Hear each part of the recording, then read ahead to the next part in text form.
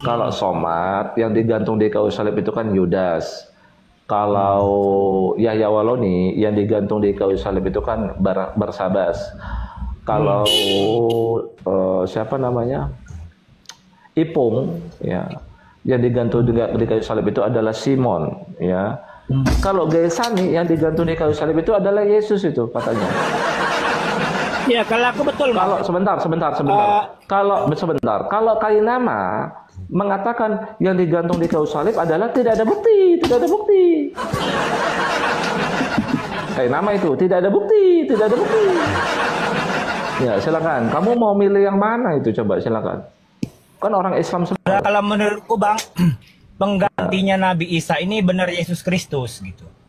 Jadi yang diselamatkan Nabi Isa, yang dibunuh Yesus gitu.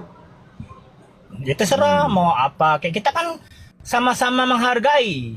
Jadi Nabi Isa dalam Islam diselamatkan, yang pengganti Nabi Isa ini Yesus dari Yunani. Saya tes ya. Oke. Bahasa Ibraninya Isa apa ya? Bahasa Ibraninya Isa. Isa ini kan bahasa Arab. Enggak, pokoknya aku nggak peduli Bang. Kita kan cari menghargai. Bukan, teman-teman kamu tuh nggak bukan. Kamu ada Quran terjemahan bahasa Inggris tidak? Teman-teman, kita kan saling menghargai nih. Si the true Tuhannya Yesus. Nabi kami Nabi Isa. Agar kita tidak agar kita tidak bentrok, Tuhannya the true yaitu Yesus yang menggantikan Nabi Isa. Kan sudah adilnya kita.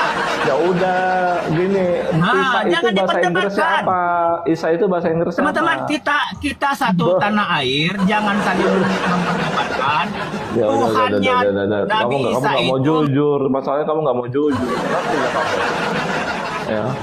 Tinggal jawab aja dong, bahasa Inggrisnya apa? Ya, Isa itu bahasa Inggrisnya apa? Bahasa Ibraninya apa? Kan begitu. Ya. Bahasa Indonesianya apa? Ya, tinggal jujur aja kok, gimana. Ada yang pintar nggak sih? Valdi, oke deh, Valdi ini kenceng nih kayak punya lebih paling nggak berilmu nih teman-teman. Valdi. Ya Bang. Anda Muslim, pengikut Nabi Muhammad? Muslim. Oke. Bang. Ya, gimana Bang? Oke, banyak orang mengatakan, termasuk ustadz-ustadz lah ya, mereka mengatakan bahwa, oh Isa itu langsung diangkat, diselamatkan Allah, langsung diangkat. Dia nggak pernah digantung di kayu salib. Betul Bang, Abang setuju? Setuju Bang. Berarti yang digantung di kayu salib itu siapa Bang? Pada kisah Isa ya. Siapa? Menurut tafsir para ulama itu berbeda, tapi yang paling kuat sih Yudas Iskariot. Abang bisa sebutkan nggak ayatnya?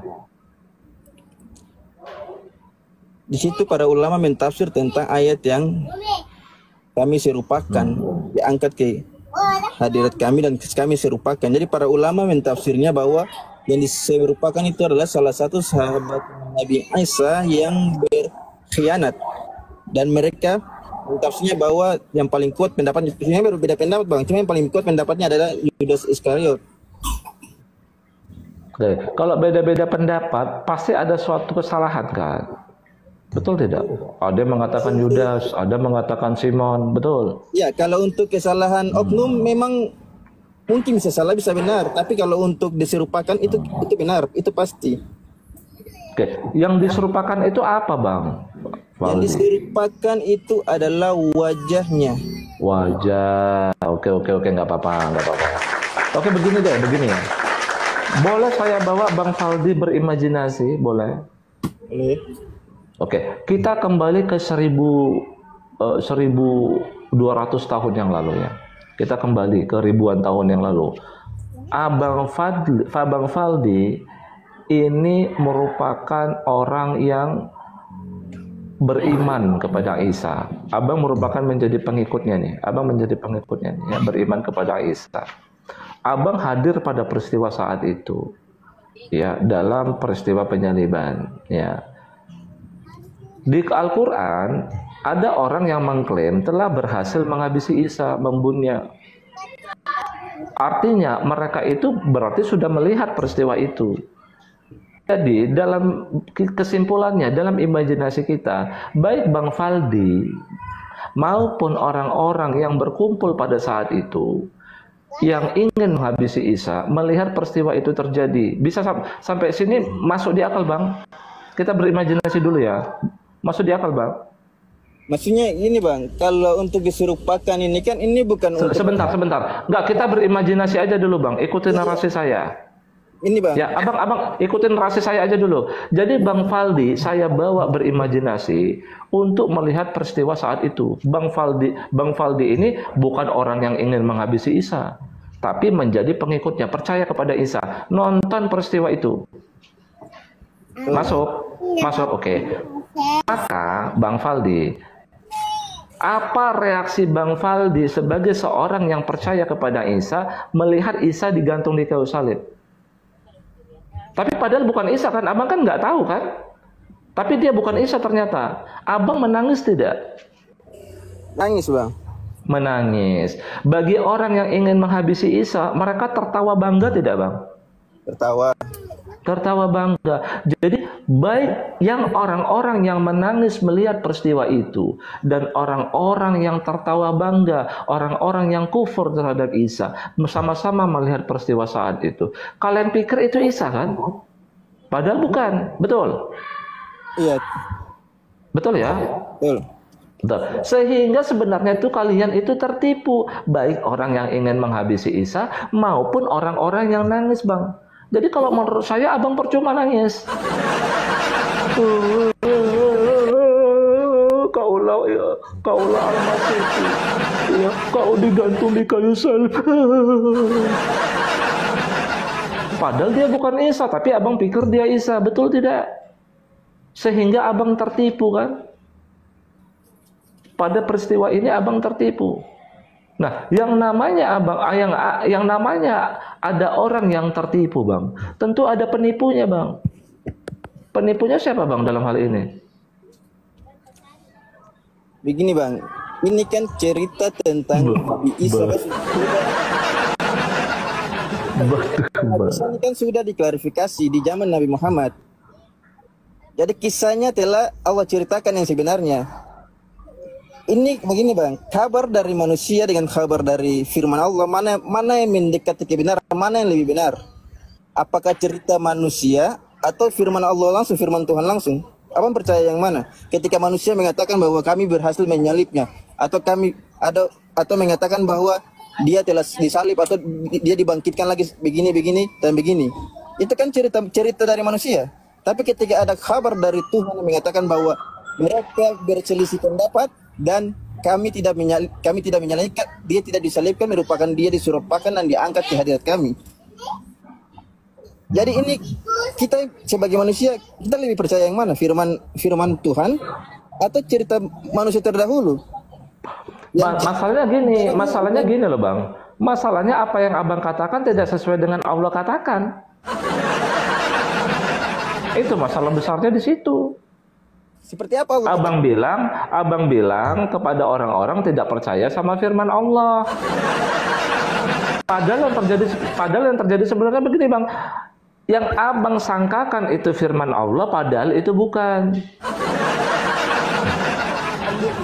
Umat Islam cerita tentang nabi terdahulu, di mana nabi-nabi seperti Nabi Daud, Nabi Sulaiman dalam kitab-kitab Bible dihinakan, dikatakan bahwa bermaksiat begini. Tapi di dalam Al-Quran, di dalam cerita Nabi Muhammad, ayat dari Allah langsung, para nabi semua dimuliakan. Tidak ada dikatakan bahwa menjinai anak sendiri, dan seperti Nabi Ibrahim dikatakan bahwa tidak menikahi Siti Hagar, tidak menikahi Hagar, melainkan dikatakan itu berzina. Itu kan hal-hal yang menjatuhkan marwahnya para nabi. Ketika para nabi dikatakan bahwa para nabi terdahulu itu bermaksiat, dikatakan dalam... Oh, jadi nabi itu suci, Bang? Itu, Bang.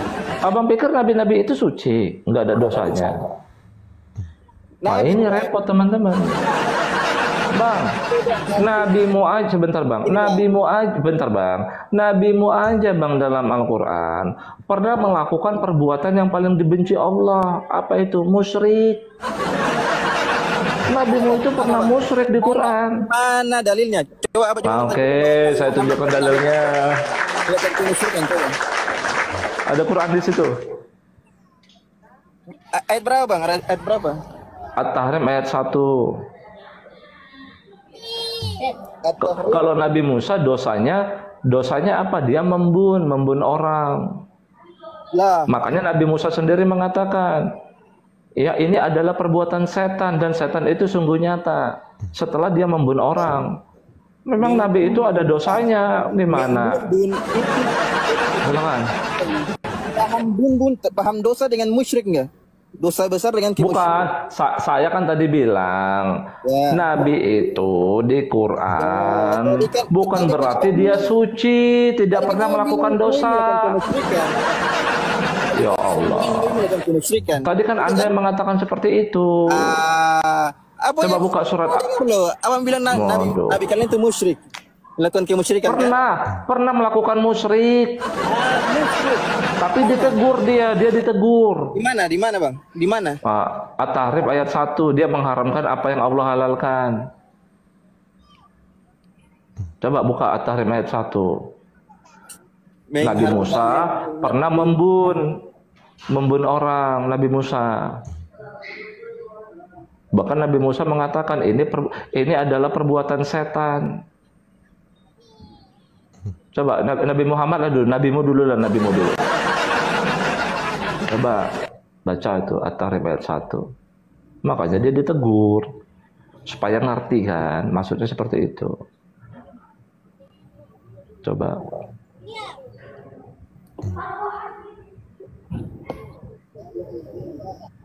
At-Tahrim ayat 1 tentang apa bang?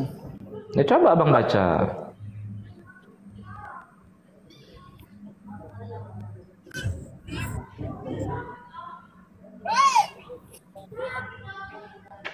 Sudah. Bentar. Supaya abang nggak mengatakan, oh semua nabi itu maksum, semua nabi itu suci. Enggak bang. Ya, mereka pernah melakukan kesalahan, bahkan berdosa. Coba silakan dibuka dulu. Surat At-Tahrim ayat 1. Ayat 1. Wahai Nabi, ya ayuhan Nabi, lima tuharrimu, dan seterusnya itu. Coba abang baca dulu lah. Nanti saya terus yang bacakan Qur'annya, saya pintar sendiri.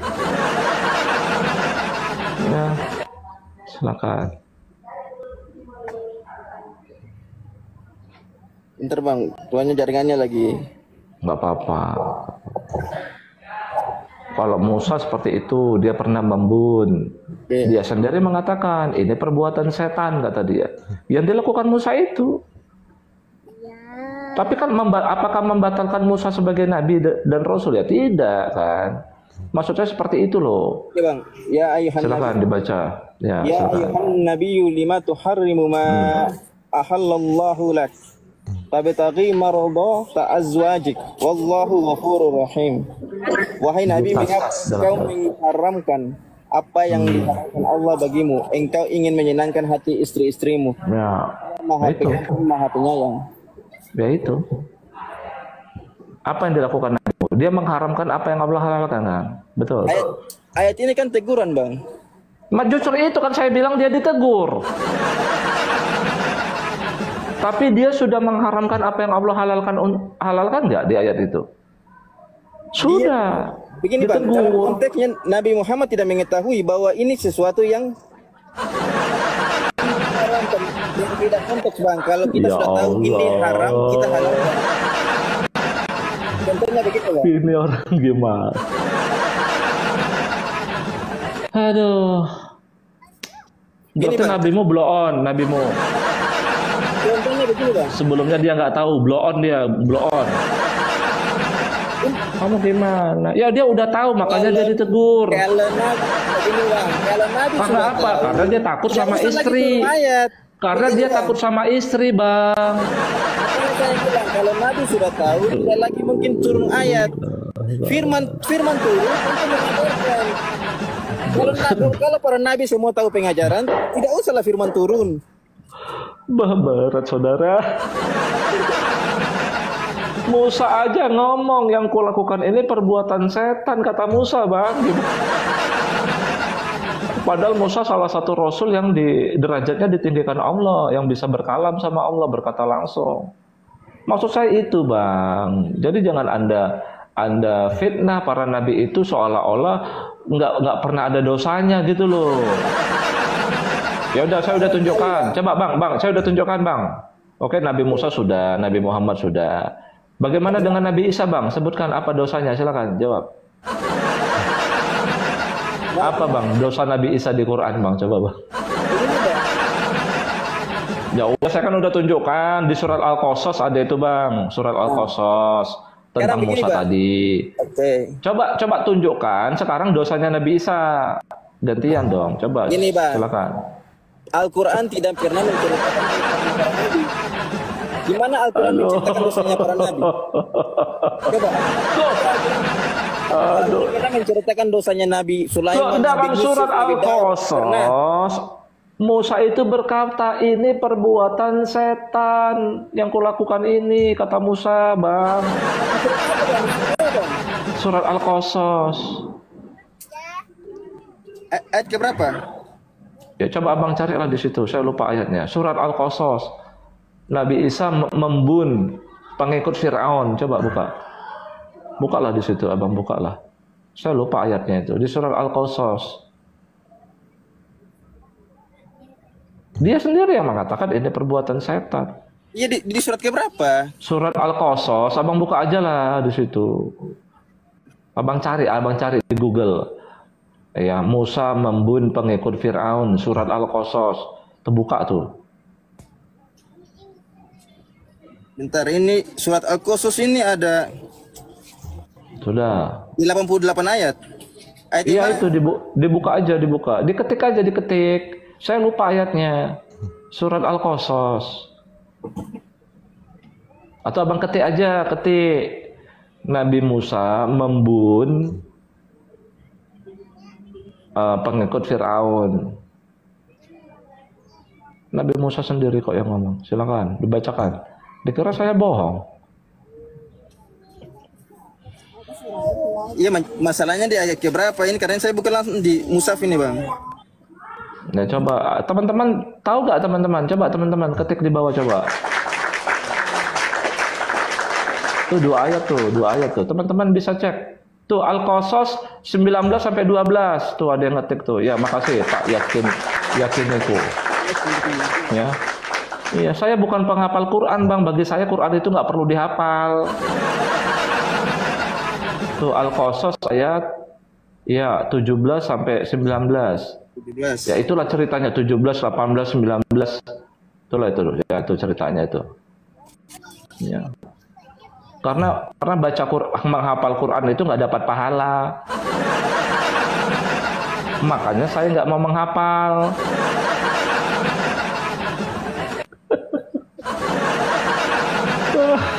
Banyak ya ketawa. Makanya saya nggak mau pernah mau menghafal Quran karena apa? Percuma juga nggak dapat pahala.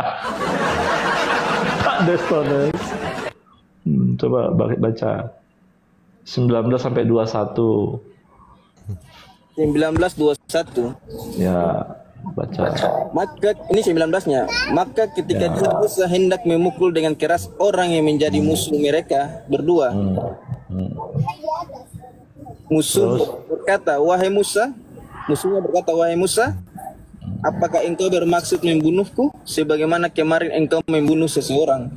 Engkau hanya bermaksud menjadi orang yang berbuat sewenang-wenang di negeri ini, dan engkau tidak bermaksud menjadi salah seorang dari orang-orang yang mengadakan perdamaian." Terus, dan seorang laki-laki datang bergegas dari ujung kota seraya berkata, "Wahai Musa, ya Musa." Terus. Qala ya Musa, innal malaya tamirun. Sesungguhnya para pembesar negeri ini sedang berunding tentang engkau untuk membunuh. Maka keluarlah dari kota ini. Sesungguhnya aku termasuk orang-orang yang memberi nasihat kepadamu. Maka keluarlah Musa, fajaroja minha khaifan yataraqab. Maka keluarlah dia Musa dari kota dengan rasa takut waspada kalau ada yang menyusul atau menangkapnya. Dia berdoa, "Ya Tuhanku, qala rabbi najjini minal qaumiz zalimin. Selamatkanlah aku dari orang-orang yang zalim itu. Dan ketika dia menuju ke arah negeri Madian, dia berdoa lagi. Di mana ini, Bang? Ini sudah di ayat ke-22 ini, 23 ini. Dan Ya, dia bilang perbuatan itu perbuatan setan. 23-nya, dan ketika dia sampai di sumber air negeri Madian, dia menjumpai di sana sekumpulan orang-orang yang sedang memberi minum ternaknya, dan dia menjumpai di belakang orang banyak itu 2 orang perempuan sedang menghambat ternaknya. Dia Coba Al-Qasas 33, Al-Qasas 33 coba. dia musuh. Teman-teman yang Musa ngomong ini adalah perbuatan setan. Setelah dia menyadari membunuh itu, dia ngomong ini perbuatan setan. Coba cari teman-teman. Coba di ayat 33 coba di ayat 33. Nih, dia Musa berkata, ya Tuhanku, aku telah membunuh seseorang dari golongan mereka sehingga aku takut mereka akan membunuhku. Dan saudaraku Harun dia lebih fasih lidahnya daripada aku, maka utuslah dia bersamaku sebagai pembantuku untuk membenarkan perkataanku. Sungguh aku takut mereka akan mendustakanku. Oh, berarti ayat 15, ayat 15. Aduh, turun lagi ke bawah nih. Ya coba. Pokoknya di situlah ya. Saya pernah baca kok. Dan dia Musa masuk ke kota Memphis. Ketika penduduknya sedang lengah, maka dia mendapati dalam kota itu 2 orang laki-laki yang sedang berkelahi. Yang seorang dari golongannya Bani Israel, yang seorang lagi dari pihak musuhnya ke Terus orang yang dari golongannya minta pertolongan kepadanya untuk mengalahkan orang yang dari pihak musuhnya. Lalu Musa meninjunya dan mati. Musa meninju, betul. Terus Dia Musa berkata, ini adalah perbuatan setan. Sungguh dia setan itu. ini adalah perbuatan Setan. Musa sadar setelah meninju, that is dead. Musa ngomong, ini adalah sesungguhnya perbuatan setan. Saya salah.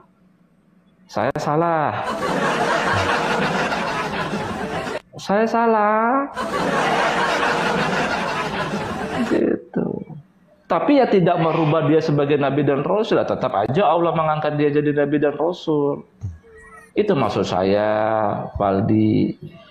Ya udah. Sekarang apa dosa yang pernah dibuat Nabi Isa coba di Quran?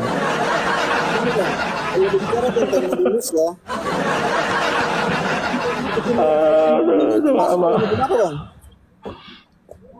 Ya udahlah, kita kembali ke sini ya. membunuh itu masuk dalam hukum Taurat enggak? Ya, di situ yang mengakui itu perbuatan setan, siapa yang ngomong perbuatan setan? Hukum Taurat itu membunuh itu masuk dalam hukum Taurat enggak? Abang ini gimana sih? Saya tanya dulu. Nggak boleh membunuh. Membunuh itu masuk dalam hukum Taurat enggak? Nggak boleh. Malah keras itu hukuman di Taurat. Baca surat Al-Maidah ayat 45. Iya, 45. Begini Bang, membunuh itu masuk di dalam hukum Taurat.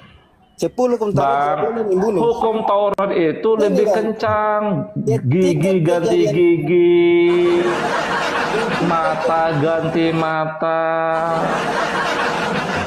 jiwa ganti jiwa. Membunuh, mencuri, berzina itu masuk dalam hukum Taurat, Bang. Ya iya, kan saya bilang coba hukum Taurat itu kencang, Bang.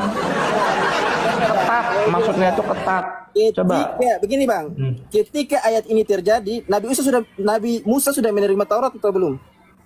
Belum. Nah, apakah sudah menjadi ketetapan hukum bahwa ini perbuatan dosa? Oh, berarti boleh membunuh sembarangan. Gawat ini teman-temannya. Bahkan saat Fir'aun aja, Bang. Jangankan pada kisah Musa, dengarkan. Berarti sebelum Musa membun orang itu nggak apa-apa, bun aja. Memanglah orang ini. Aduh, sakit kepala saya deh teman-teman. Dengar ya. Dengarkan ya. Berarti boleh dong sebelum Musa menerima Taurat, boleh bun aja semua orang, boleh. Sedangkan Allah mengatakan ya sebelum Musa menjadi nabi dan rasul ya Isra Mi'raj Musa sebelum Allah mengecam pembun yang dilakukan oleh siapa? Oleh Fir'aun, membunuh bayi-bayi Bani Israel. Allah mengecam kok, itu perbuatan yang dosa besar kata Allah. Kamu ini sembarangan aja sama Allah ya. Demi membela Musa kau ini sembarangan aja lah. Berarti boleh sebelum Musa menerima Taurat boleh membunuh sembarangan, boleh. Jadi dalam Al-Quran itu mengenai hukumnya Nabi Muhammad tentang kezaliman orang terdahulu. Jadi diceritakan kezaliman orang terdahulu bahwa di zaman Nabi Muhammad itu ada sebuah dosa. Paham gak bang? Jadi ketika Nabi Musa membunuh salah satu musuhnya Bani Israel ini, Nabi Musa mengetahui bahwa ini adalah perbuatan yang dilarang oleh Tuhan. Tapi Tuhan tidak mengajarkan bahwa kepada Nabi Musa bahwa itu sebuah perbuatan dosa. Makanya Nabi Musa memohon ampun kepada Allah bahwa dia telah menzalimi dirinya sendiri. Ya kan udah saya bilang. Makanya Allah tetap menjadikan dia nabi dan rasul. Makanya itu bang. Kan kamu mengatakan nabi itu tidak ada celah. Gini loh, di awalnya kamu bilang nabi itu tidak ada celah. Mereka selalu orang suci kan kamu bilang. Di awalnya kan seperti itu tadi diskusinya. Ya udah kita kembali ke sini, kembali ke tema. Ya, oke. Kita kembali ke tema penyaliban sebentar ya. Kita kembali ke tema penyaliban ya. Oke. Kalau bukan Isa, kamu mau Yudas, kamu bilang Yudas ya yang digantung di kayu salib ya. Mana ayatnya? Pendapat bang. Tapi pendapat yang paling kuat Yudas. Mana ayatnya? Saya kan sudah bilang tafsiran para ulama mengenai ayat-ayat tadi. Waduh. Yang diserupakan itu bang. Berarti Nabi Isa langsung diangkat ke langit. Nabi Isa diangkat ke hadirat Allah, ke langit. Oh, ke hadirat Allah. Oke. Tapi Allah mau nggak mengatakan seperti itu dalam Al-Quran. Seperti apa bahasanya bang? Dia wafat dulu, baru diangkat. Siapa yang wafat bang? Isa. Dalam surat apa? Di Al-Quran. Hah? Di dalam surat apa? Ali Imran ayat 55. Aduh. Kok aduh?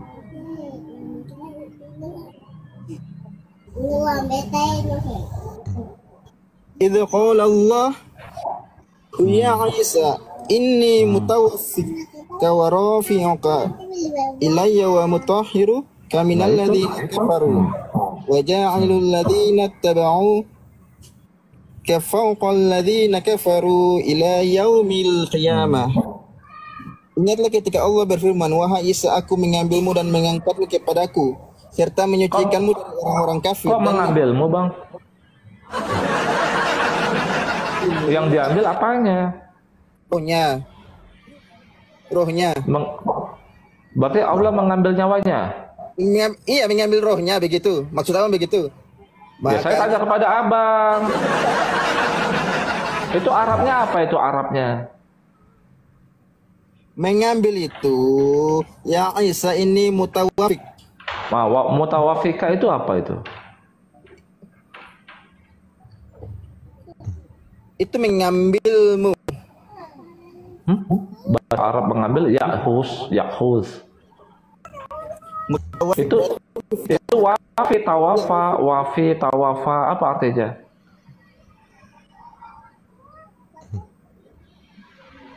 Kan tawafa itu atau wafi. Bukannya wafat artinya?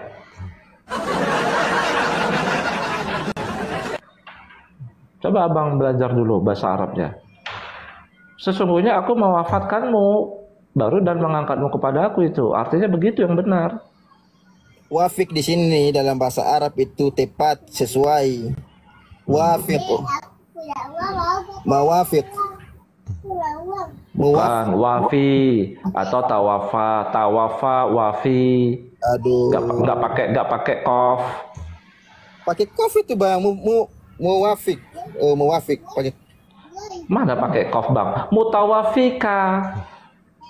Tawafa sama ka, nggak pakai kof. Duh, nggak awal ini. Coba apa artinya itu coba? Tawafa, tawafa kan mutawafika, tawafa.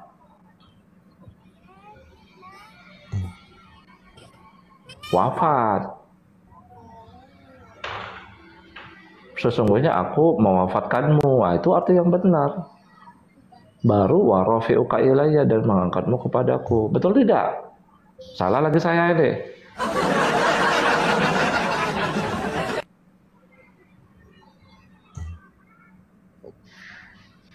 Oke. Yang mana dulu? Benar. Benar. Udah dicari kebenarannya.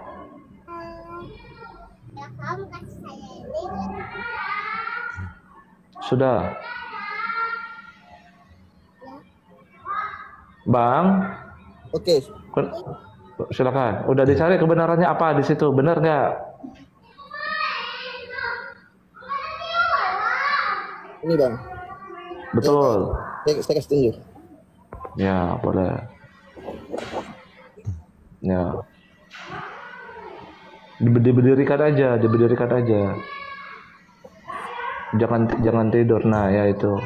Ingatlah ketika Allah berfirman, "Hai Isa, sesungguhnya aku akan menyampaikanmu kepada akhir ajal dan mengangkatmu kepada membersihkan kamu dari orang-orang kafir dan menjadikan orang-orang mengikuti kamu di atas orang-orang selalu kamu berselisih padanya."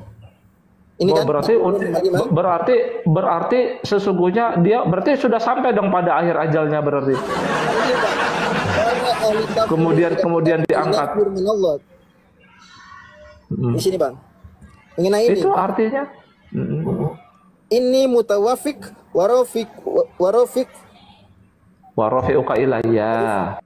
Yang mau kita cari itu, yang mutawafika itu Bang, yang mau kita cari tahu. Nah, ini pendapat para ulama tentang ayat ini Bang.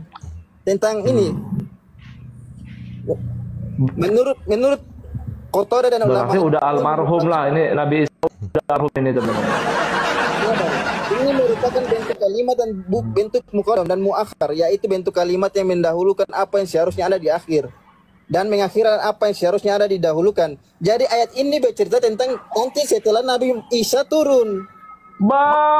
Di karang ulama. Padahal ayat pertamanya Bang, kola itu fi'il madi Bang. Allah berkata kepada Isanya sudah terjadi sebelum Al-Quran turun. Belum. Sorry. Sudah terjadi pada masa lampau.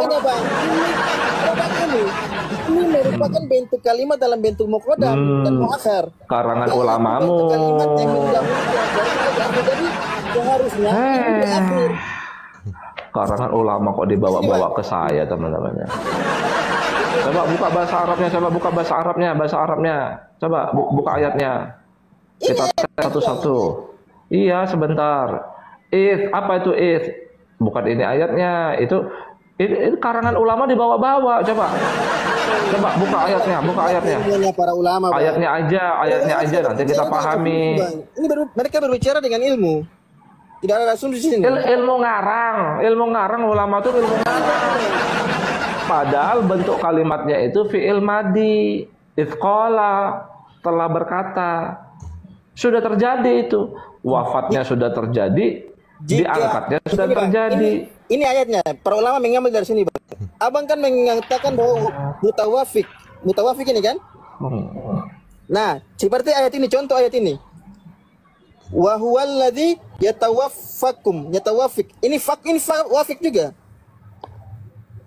Tapi di sini diartikan menidurkan, tidur. Lihat. Dengan akar kata yang sama. Wafik. Nih.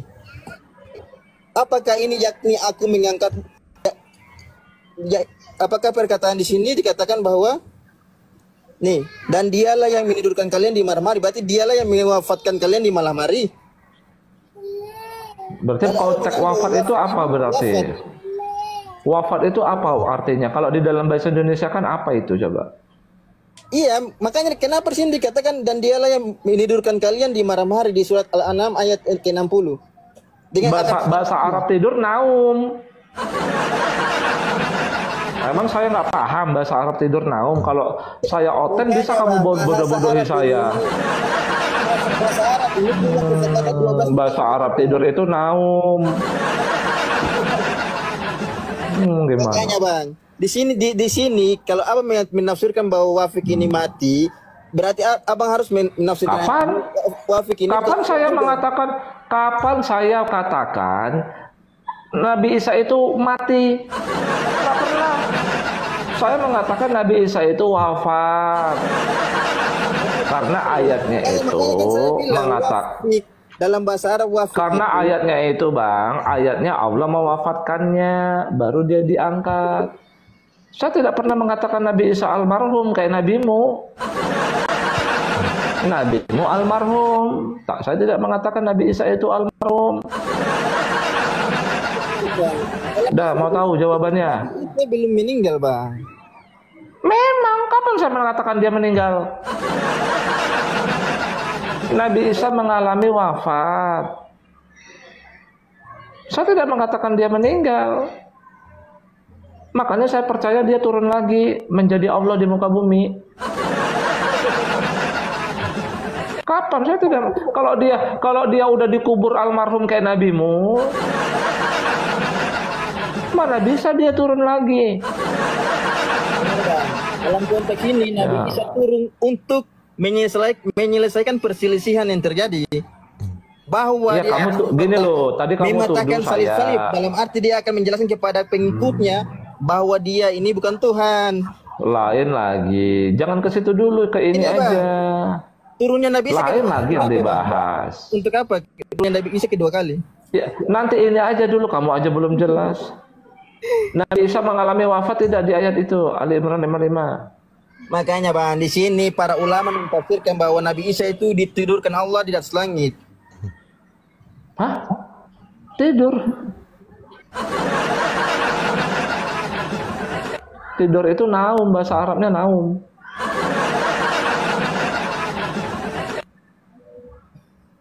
Jangan bohong-bohongnya saya. Saya cari kosakatanya sini. Oke, mau tahu? Biar saya jawab nih, mau tahu tidak? Mau belajar tidak? Biar saya kasih tahu. Mau tidak? Apa itu wafat? Konteks kata wafat itu apa sih yang Allah lakukan? Mau tahu tidak? Waduh, saya ngantuk nih, wafat aja lah saya ini wafat saya. Ngantuk saya ini, saya mau wafat ini, boleh? Waduh. Mau mendengarkan? Oke, lanjut Bang. Oke, dengarkan ini dulu. Jadi ayatnya jelas, Allah mewafatkanmu. Aku mewafatkanmu. Sesungguhnya aku mewafatkanmu dan mengangkatmu kepadaku. Wafat itu Bang Faldi dalam Al-Quran, konteksnya itu Allah mengambil kesadarannya. Allah mengambil nyawanya. Nyawa itu maksudnya yang membuat kita ini hidup. Nyawa itu yang membuat kita ini bergerak, beraktivitas. Itu maksudnya nyawa itu. Allah mengambil nyawa, itulah konteks wafat. Menurut Az-Zumar 42. Ya, ini saya artikan nih ya. Allahu yatawaffal anfusahina mautiha ulati lam tamut fi manamiha. Ya, Allah mengambil nyawa ketika maut almarhum, dan yang belum almarhum, yang belum maut, dalam tidurnya. Orang tidur juga Allah wafatkan. Ya, diambil nyawanya, makanya orang tidur itu nggak bisa beraktivitas, teman-teman. Ya. Nah, berarti kan sejalan. Wah, sebentar. Beda Bang. Konteks wafat Abang harus tahu dulu. Sebentar dulu. Fayum sikullati, teman-teman mulai goyang nih teman-teman. Mulai goyang. Fayum sikullati kodo alaihal maut. Maka ditahan nyawa yang diambil Allah tadi jika sudah ditetapkan atasnya kematian almarhum. Ya, makanya Bang, Abang pernah dengar cerita sirah Nabawiyah enggak? Nabi Muhammad mayatnya itu dikuburkan sampai hari ketiga. Pernah dengar tidak cerita Sirah Nabawiyah? Pernah. Nah. Jadi bang, nabimu itu kisahnya ya, di Sirah Nabawiyah 3 hari mayatnya itu baru dikuburkan. Nggak bangkit-bangkit bang nabimu. Kenapa nggak bangkit? Karena Allah mengambil nyawa Nabi Muhammad, kemudian Allah tahan. Karena sudah ditetapkan kepada Nabi Muhammad atasnya kematian. Mau ditunggu sebulan juga nggak bangkit-bangkit. Wa yursilul ukhra, dan dia melepaskan kembali nyawa yang diambil tadi pada peristiwa yang lain selain tidur. Ila ajalin musamma, sampai waktu yang ditentukan Allah. Terserah Allah, mau 8 jam kayak orang tidur, mau 1 hari, 2 hari, 3 hari, seminggu, baru Allah kembalikan nyawa yang diambil tadi. Jadi konteks wafat dalam Al-Quran itu Allah ngambil nyawa. Itu konteksnya. Saat Allah ngambil nyawa, Allah dapat melakukan 2 hal saja. Allah menahan nyawa itu, almarhum, maut. Allah mengembalikan, tidak almarhum. Makanya kita fenomena orang mati suri kita jadi ngerti. Ya, jadi ngerti. Itulah fenomenanya. Allah ngambil nyawanya, kemudian Allah kembalikan dalam waktu tertentu. Ya, apa contoh-contohnya? Orang tidur, pingsan, koma, mati suri. Ya, apalagi ya, banyak macam yang kita nggak tahu. Begitu loh. Oke, paham. Imron ayat 55 ini yang makanya kita kembali sebentar. Makanya kita kembali. Saya kan sudah dengar penjelasan abang tadi panjang. Sebelum kita belum ke Ali Imran 55-nya, dengarkan saya belum.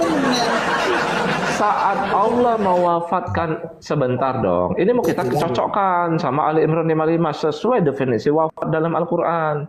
Saat Nabi Allah mewafatkan, mengambil nyawa Isa, pertanyaan saya, Allah kan dapat melakukan 2 hal. Allah menahan nyawa Isa atau mengembalikannya? Silakan. Makanya bang, di sini tafsiran para ulama bahwa Allah tidak menginginkannya. Langsung dengan jasadnya, roh dengan jasadnya. Kata wafik dalam artian itu adalah tidur. Sebagaimana di dalam firman surat Al-An'am juga menyatakan bahwa huwallazi yatawaffakum.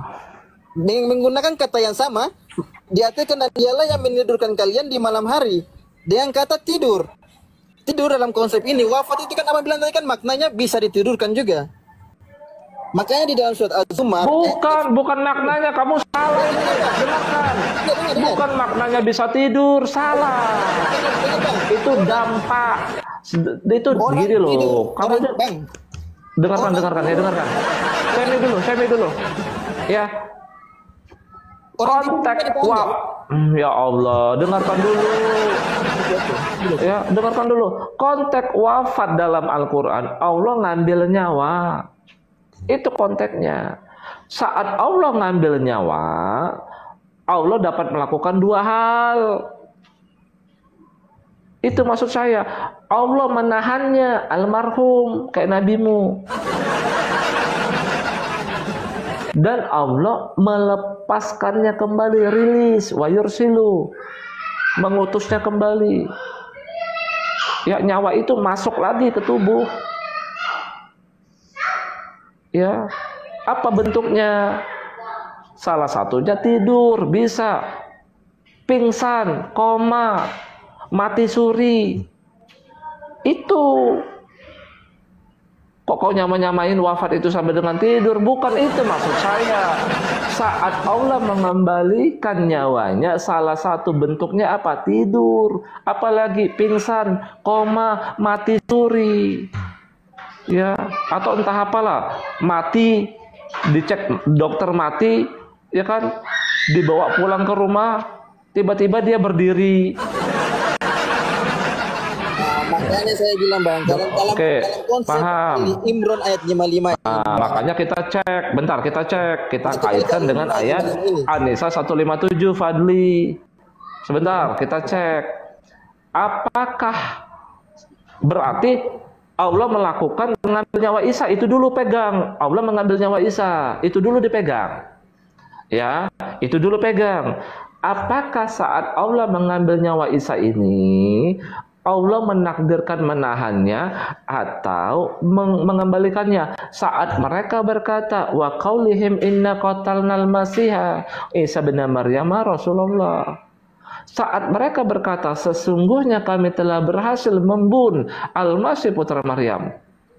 Apakah Allah mengambil nyawanya, menakdirkan dia untuk menahan nyawa Isa atau mengembalikannya? Kaitkan sama An-Nisa 157. Padahal Allah mengatakan wa maqataluhu kan. Mereka tidak berhasil membunuhnya kan. Membunuh ini kan artinya melakukan sesuatu, menghilangkan nyawa orang. Maksudnya apa? Allah ngambil nyawanya kemudian menahannya, almarhum. Sedangkan Allah membantah mereka tidak berhasil membunuhnya. Melalui korelasi ayat Quran yang kita kaji ini, Tapi maka lihat itu diserupakan. ya Allah, sabar dulu. Ya, sabar dulu bang. Yang diserupakan itu bukan orang lain. Lanjut, Bang. Abang sabar dulu. Abang nggak mau dengarkan dulu dong. Abang mau belajar atau tidak? Lanjut. Ya, karena Allah mengatakan wa ma qataluhu, mereka tidak berhasil membunuhnya, sudah otomatis Allah mengembalikan nyawanya. Iya dong. Ya, kalau Allah mengatakan mereka berhasil membunuhnya, berarti Allah menahan nyawanya, almarhum maut. Ya. Berarti klaim mereka aja kan diserupakan. Oh, mereka pikir orang-orang Bani Israel yang menolak Isa itu berpikir dia mati akibat penyaliban. Padahal tidak. Itu maksudnya bang. Itulah yang diserupakan bagi mereka. Berarti yang terjadi pada Isa itu apa? Dia digantung. Betul? Allah ngambil nyawanya. Dilihat mati oleh orang-orang yang ingin membunuhnya sehingga mereka yakin padahal itu cuma diserupakan saja bagi mereka. Kemudian dalam beberapa waktu tertentu Allah mengembalikan nyawanya, dia hidup lagi. Betul tidak? Seperti itu penjelasan yang logis, betul tidak? Gak masuk akal kalau begitu bang. Kok nggak masuk akal? Diserupakan di sini bang, diserupakan itu bukan berarti Susah, Allah yang ya. mengambil nyawanya. Teori substitusi ini susah kan? Enggak. Makanya doktrin. Berpikiran seperti begitu bahwa Allah yang mengambil nyawanya, menahan nyawanya. Oh, tidak menahannya, mengembalikan. Allah mengambil Tidak nyawanya, menahannya. Bang. Kalau menahan nyawanya dia almarhum kayak nabimu. Allah mengembalikan nyawanya. Allah menahan nyawanya, mengangkat nyawanya. Sebagaimana orang tidur kan diangkat nyawanya, dipegang. Aduh ya Allah. Ini orang nggak paham-paham. Saya ulangi ya, Bang. Konteks wafat itu mengambil nyawa. Saat Allah mengambil nyawa, yang Allah lakukan berikutnya itu dua hal, bukan tiga, cuma dua. Satu, Allah menahannya. Itulah namanya itu almarhum, maut. Yang kedua, Allah dapat mengembalikannya dalam waktu tertentu. Contohnya apa? Ketika abang tidur, apalagi ketika orang pingsan, koma kan dia hidup lagi, dia koma terus dia sadar lagi, maksudnya begitu. Orang seperti orang mati suri. Paham nggak maksud saya? Paham, lanjut. Nah, karena Allah mengatakan Allah mewafatkan Isa, tentulah kita berpikir karena ada ayat bunyi kata setelahnya wa rafi'uka ilayya dan mengangkatmu kepadaku, artinya bahwa saat Allah mengambil nyawa Isa, Bang, nanti Allah kembalikan. Tidak Allah tahan. Makanya saya tidak pernah mengatakan Nabi Isa itu udah meninggal. Nah, makanya Allah membantah bagi mereka yang ingin menghabisi Isa. Kamu tidak berhasil membunuh Isa. Kenapa? Karena Allah mengambil nyawanya kemudian mengembalikannya lagi. Kalau ternyata Allah menahan nyawa Isa yang diambil itu, ya maka mereka berhasil membunuhnya. Begitu loh Bang. Paham sampai sini? Saya paham Bang. Kalau Abang mengatakan bahwa Nabi Isa tidak mati, Allah menahan ruhnya, kemudian Allah mengembalikan lagi. Ya, Allah mengambil nyawanya, kemudian dalam waktu tertentu Allah kembalikan. Ya dia hidup lagi. Ya, berarti bertentangan dengan konsep ketuhanan Abang yang mengatakan bahwa dia mati di hari dia mati di tiang salib dan bangkit pada hari ketiga. Begini Bang, makanya saya analogikan begini Bang, begini loh maksud saya. Perspektif Allah. Gini. Abang tahu cerita Yunus nggak? Cerita Yunus Abang tahu? Yunus yang dimakan ikan ada kan? Ada Bang. Bang, menurut Allah, Yunus di dalam perut ikan itu mati atau hidup? Hidup. Oke, itu kan menurut Allah karena Abang udah diberitahu hidup. Nah, Abang jujur, Abang sebagai orang yang melihat peristiwa Yunus dimakan ikan, Yunus mati atau Yunus hidup? Makanya Abang yang melihat. Saya kan sudah bilang di awal. Ya Allah, Abang itu nggak jujur. Bang, jujur dong sama saya. Bang, jujur. Bang, jujur sama saya, Bang. Bang, Abang taunya Yunus hidup itu karena ada firman Allah yang ngasih tahu. Bang sebentar, Abang melihat langsung di depan mata Abang, Yunus itu ditelan ikan besar. Yunus mati atau Yunus hidup? Antara hidup dan mati. Bagaimana? Banyak orang nggak jujur teman-teman ya. Banyak sekali orang nggak jujur, heran saya. Banyak orang heran saya, kok banyak sekali sih orang nggak jujur ini. Ya Allah. Abang bahwa setiap kejadian harus kita menentukan yang sifat manusia kita.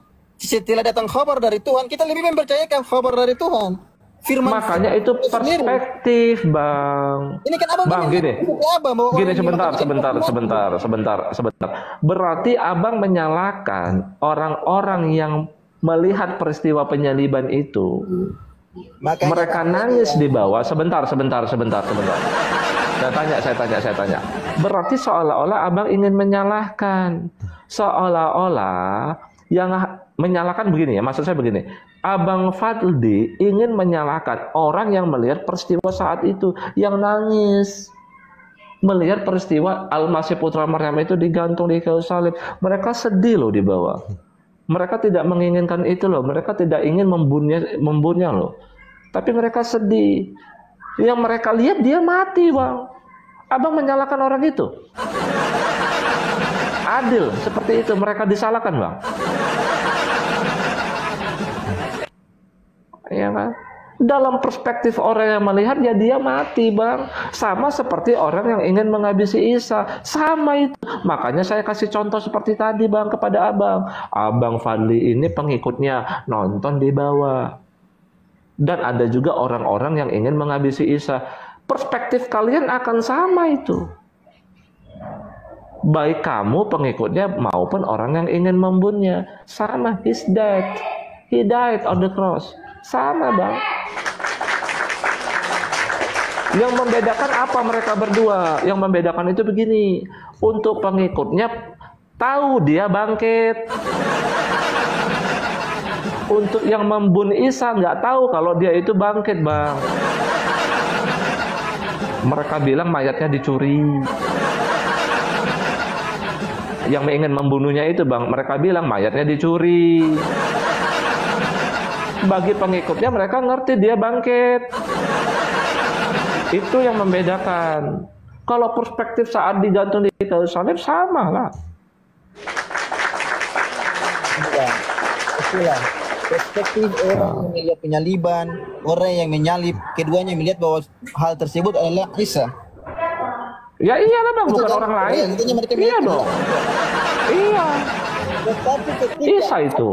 ketika ada yang mengetahui lebih jelas peristiwanya, lebih jelas orang yang melakukannya, bahwa Allah itu sendiri yang memberitahukan, kita lebih percaya yang mana, Bang? Orang yang menangisinya, orang yang menyalibnya, atau orang yang menyelamatkannya? Kita Masalahnya Allah nggak ada mengganti orang, wajahnya nggak ada ditukar. Masalahnya ayatnya itu nggak ada, tapi kamu mengatakan itu dari Allah. Itu kan persepsimu. Di mana ayatnya? Ada orang yang wajahnya diserupakan yang mana? Makanya saya bilang. Coba mana bunyi ayatnya? Mana bunyi ayatnya? Aduh. Nggak ada ayatnya, tapi kau bilang itu dari Allah, kan gawat kamu ini. Nggak ada. Masalahnya itu. Ya. Nggak ada. Oh, kan sulit. Ya teman-teman. Pinter, Bang. Mau ngomong apa lagi nih? Masalahnya Allah itu nggak berbuat jolim. Jangan kita berasumsi. Abang berasumsi tentang Al-Quran bahwa di luar kaidah pemahamannya para ulama. Ya mana ayatnya? Ada orang lain yang wajahnya diserupakan. Ayatnya mana? Coba ayatnya mana? Itu aja dulu. Anda aja nggak bisa membuktikan.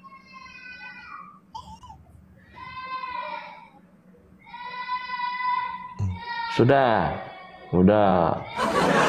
wafat juga kamu. Ya turun, gantian ya. Nah. Walakin, melainkan, subbiha diserupakan atau disamarkan, lahum bagi mereka. Hum siapa? Yang mengklaim telah menghabisinya. Gitu loh. Ya. Itu.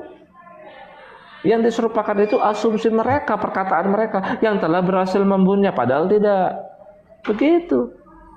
Makanya sampai sekarang, saat ini, mereka yang menolak Isa sebagai Al-Masih menunggu Al-Masih mereka. Kenapa? Oh, di depan mata mereka sendiri kok. Al-Masih itu mati, disalibkan. Makanya sampai sekarang mereka menunggu. Itulah yang terjadi yang gonjang-ganjing di Yerusalem sekarang. Karena mereka menunggu Al-Masihnya. Tapi bukan Al-Masih yang digantung di kayu salib. Karena mereka nggak percaya itu. Dia mati kok. Betul tidak? Begitu. Ya. Oke, yang lain. Ya. Sabila.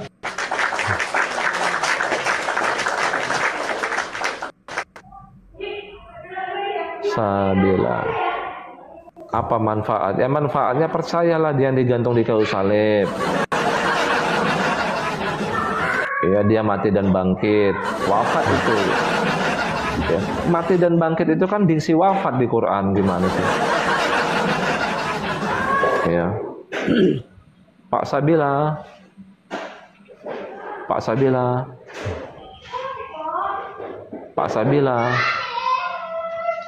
Aduh. Oke teman-teman, saya mohon izin ya teman-teman ya. Saya mohon izin dulu nih. Oke, saya close dulu ya. Ya, live ini saya peruntukkan kepada yang menghargai bangkitnya ya Al-Masih Putra Maryam. Ya. Karena memang beliau pernah mengalami wafat. Ya, Allah mewafatkannya dulu baru diangkat.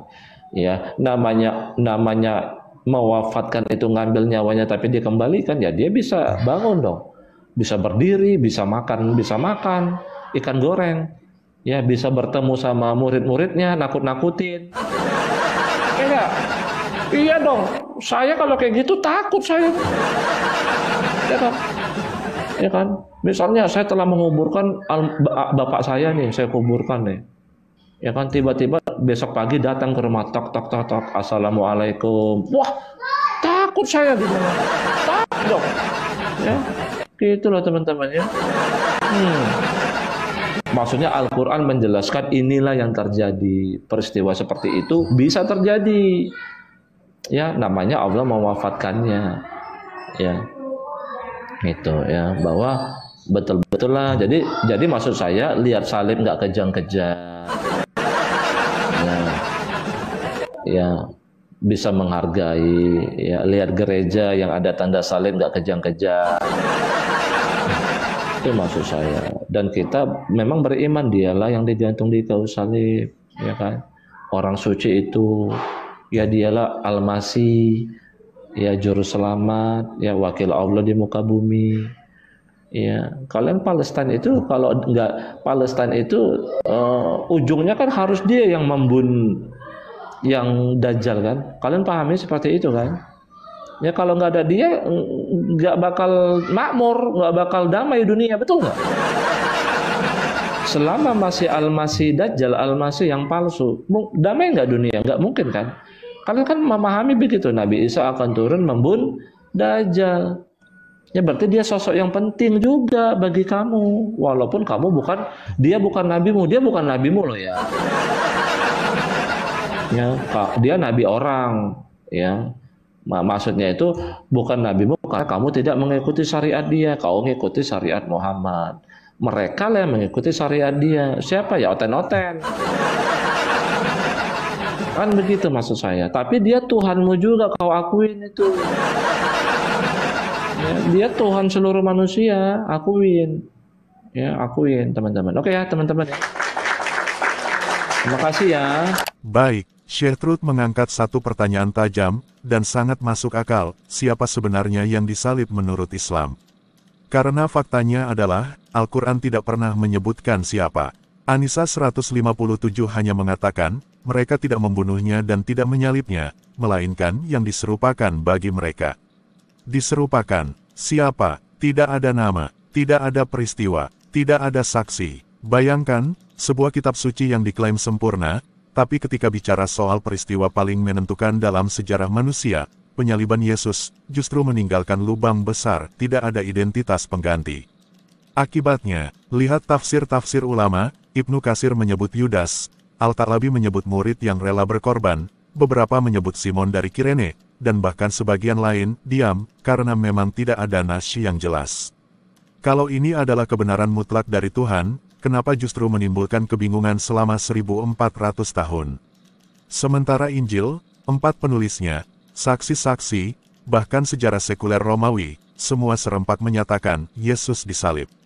Bahkan musuh-musuh Yesus pun tidak membantah penyaliban, yang membantah, justru datang 6 abad kemudian. Jadi, mari kita renungkan, apakah masuk akal Tuhan membiarkan manusia selama berabad-abad percaya bahwa Yesus disalib, lalu di akhir, menyelipkan satu ayat ambigu, dan tidak menjelaskan siapa sebenarnya yang menggantikannya. Apakah itu wahyu, atau teka-teki? Tuliskan komentar Anda di kolom komentar. Salam murid Kristus.